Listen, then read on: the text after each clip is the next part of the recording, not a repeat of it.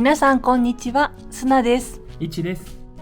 本日はリピーターの方向けのコアなコースをお届けします。YouTube ではあまり紹介されていないかなりマニアックな函館の楽しみ方なので、ぜひご期待ください。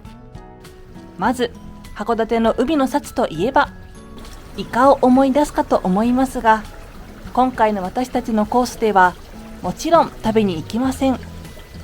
今日最初に行くのは、食いしん坊函館さんです。早速、美味しい魚が出てきそうな雰囲気。函館朝市の王道は三色丼で、このお店にももちろんあります。なんですが、ここは一味違うんです。美味しそう。エビ、イクラ、ウニ、そしてなんとアワビの4色丼です。まずはウニから。味は絶品とまでは言えないんですが、とろける食感です。甘エビは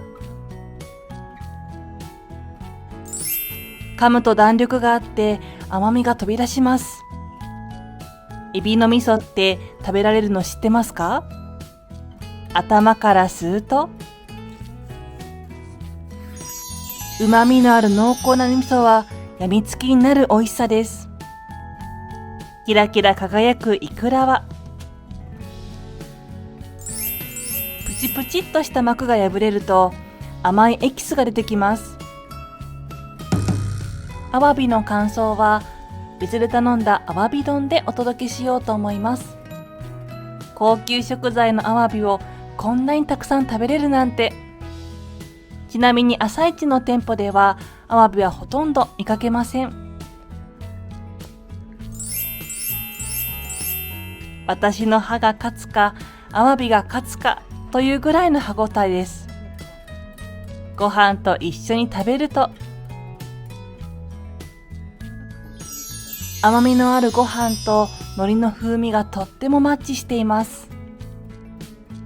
というわけで今回最初におすすめしたいのは高級食材のアワビでした。この歯ごたえぜひ体感してみてくださいね。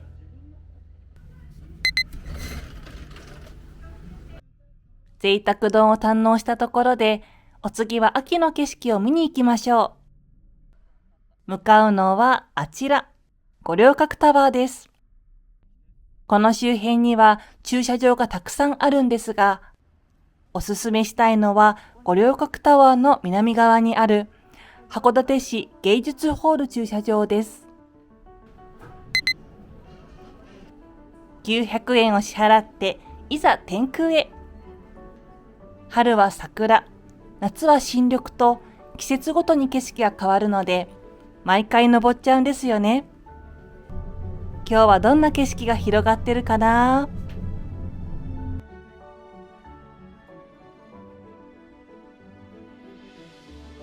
秋の五稜郭は赤や茶色が入ってこれまた風情がありますね。ここでは綺麗な景色だけじゃなくて函館の歴史も学ぶことができます。特に私が好きなのはこのジオラマです。ペリー提督が函館に来たシーンや土方が最後に戦いに向かっていくシーンもあります。最近映画を見に行ったので情景が目に浮かびます。新選組ソフトは夏に食べたので今回は展望台限定のゼリーソフトにしました。一番人気って何ですか？コーヒー味になる。本当ですか？じゃあ美味しそう。いただきます。コーヒーゼリーのビターなお味と爽やかな牛乳ソフトは相性抜群です。ボリュームがあるので2人で半分こにするのもいいかもしれませんね。さて皆さん、ここって王道ルートでしょって思いましたよね。安心してください。こここからがこのプランの真骨頂です。というわけで、タワー目の前の北洋資料館に入っていきます。こちら入館料が100円と破格なんですが、入館すると駐車料金がなんと2時間まで無料になるんです。もはや行かない方が損という場所になっております。ここではもう姿を消してしまった函館の漁業の歴史を見ることができます。江戸時代、北海道にはたくさんのニシンが来ていたので、年貢としてお米の代わりにニシンを納めていた頃もあったそうです。しかし、1955年を境にニシンはぱったりと来なくなってしまいました。はい、森林伐採が原因だったので、食事が減りましたね。こんな上から森を作らないとその下の海が栄えないってことなんですね。今言われてるのは海の恋人は森ですね。海の恋人は森。もう一つ姿を消したのはカニ光線です。船の上で加工するってことですね。この船の上で行われてるのがこの写真の上。ここの今調理して。なんか普通この辺って客室のイメージがあったんですけど、ただこれはあくまでも船なんですけども、工場、水産加工場でやってナンパの証明書って書いてある。衝突事故を起こしたり、今でもありますね。衝突事故、座礁したり。はい。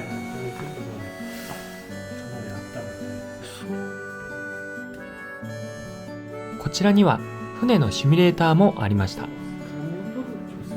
カニを取る漁船。航海士いいですか？いいですか？ボタンを押します。暗くなった。普段何気なく食べている魚やカニ、豊かだった昔の海や過酷だった船の生活に思いを馳せると味わいも変わるかもしれません。最後にこの博物館のすごいところをもう一つ。館内にはガイドの方がいらっしゃって今節丁寧に教えてくれるんですが、なんと警備員さんもいろいろ解説してくれるんです。解説してくれる方がこんなにいる博物館は本当に珍しいと思います。では次の目的地に向かいましょう。今回の旅では修学旅行生の姿をよく見かけたので、以前より街が賑わっていて嬉しくなりました。次の目的地も少しマニアックなところです。先に駐車場ですが、イギリス領事館の隣にある函館市元町観光駐車場がおすすめです。理由は後ほどお話ししますね。訪れたのは北方民族資料館です。こちらの資料館では寒くて物も少ない厳しい環境での生活の知恵を見ることができます。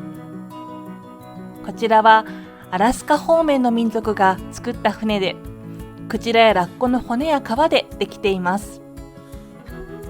アイヌ民族の1年の生活の様子も展示されていて、犬と一緒に鹿狩りをしている様子や、女性と子供たちが海苔を取っている様子もあります。独特な模様が施された衣服もたくさんあるんですが、この模様はただのデザインではなくて、実は病気や災いから身を守るための印だったそうです。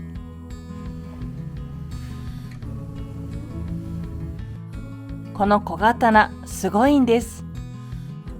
よく見ると1ミリほどの本当に細かい装飾が入っています。ここでしか見れない貴重な品々をぜひ見に行ってみてください。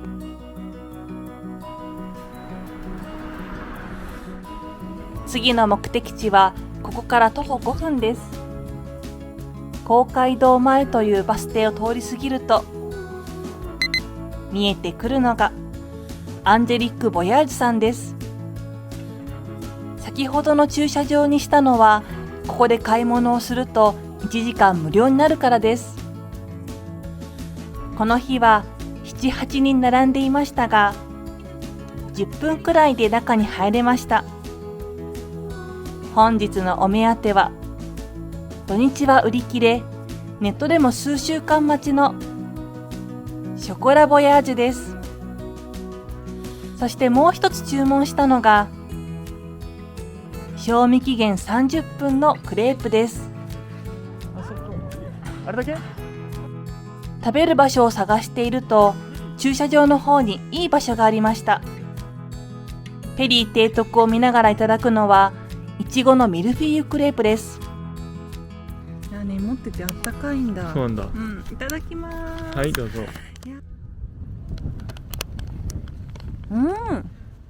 上品な甘さのクリームがたまりません。今いい音鳴ってた。おそらくこのパイのパリッと感とクレープのもっちり感を維持できるのが30分なんだと思います。このパリパリ部分大好きだわ。これほんのりね、甘い。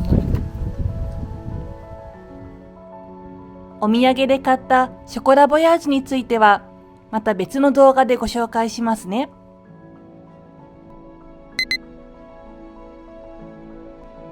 先ほどのお店は視聴者さんに教えてもらいました。本当にありがとうございました。次の目的地は函館山ロープウェイです。この周りは有名な撮影スポットや素敵な建物がたくさんあります。おすすめの駐車場は函館山ロープウェイの手前です。建物の奥の駐車場は少しだけ高かったです。ありがとうございます。この日はロープウェイが工事中だったので臨時バスで行きました。はい、わかりました。山頂までは10分くらいのバスの旅です。景色を眺めているとあっという間に絶景が見えてきます。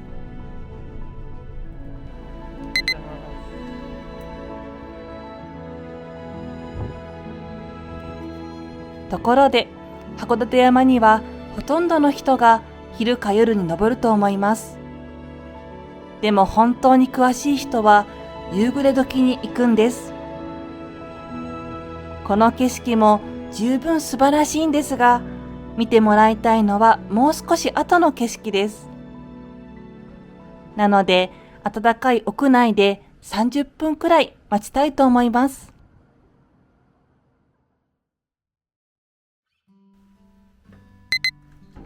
さあ、ベストタイミングになったので行きましょう。めっちゃ人いるじゃん。この時間帯になると人が一気に増えますね。今回私たちがお届けしたいとっておきの絶景がこちらです。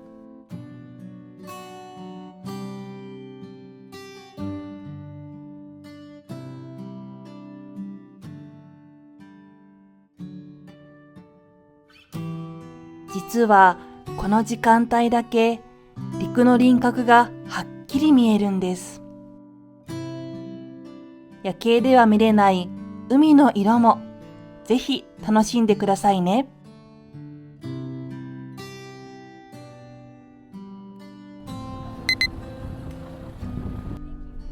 もしこの後もお時間が大丈夫でしたら、引き続き素晴らしい夜景も楽しんでいってください。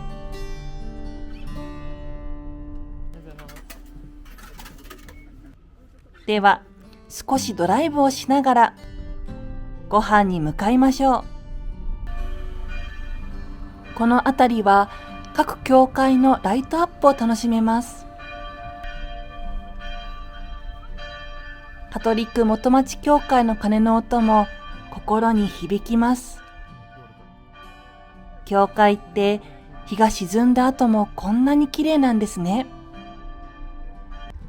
名所の元井坂を通り過ぎると、きらびやかな公会堂が見えてきます。昼とは雰囲気がまた違って神々しいです。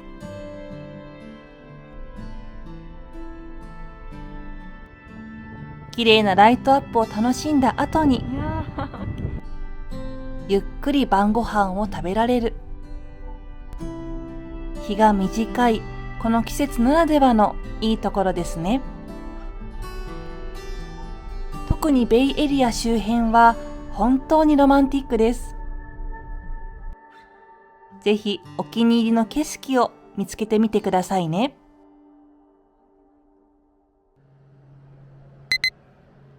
晩ご飯はねぼっけさんでいただきたいと思います。こちらでは新鮮な魚介類が食べられます。こうやって生きている状態を見ると新鮮さが伝わってきますね。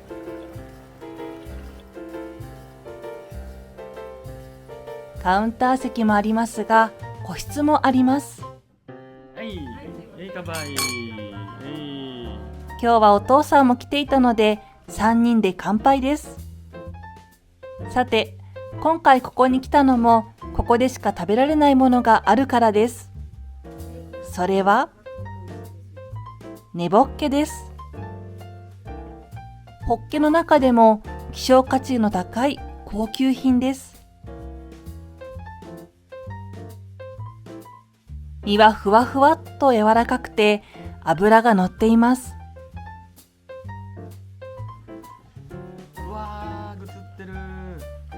今回はねぼっけの鍋も頼んでみました。すり身は身を粗く潰しているので、ホッケらしいプリプリっとした食感が楽しめます。ねぼっけの美味しさが一番わかるのはお刺身です。脂が乗っているのが一目でわかります。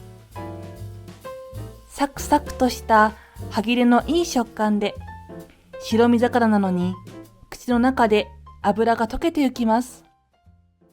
値は張りますが、珍しいものとして食べてみてもいいかもしれません。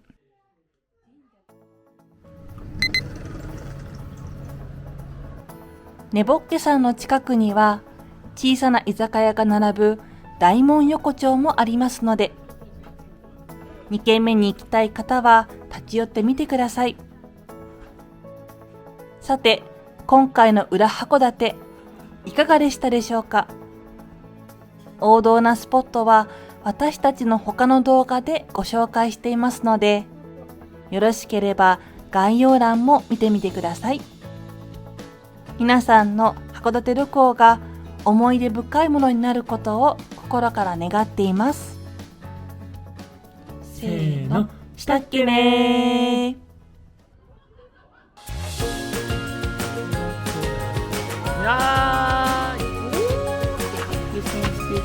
いい香りしてくる。見てみましょう。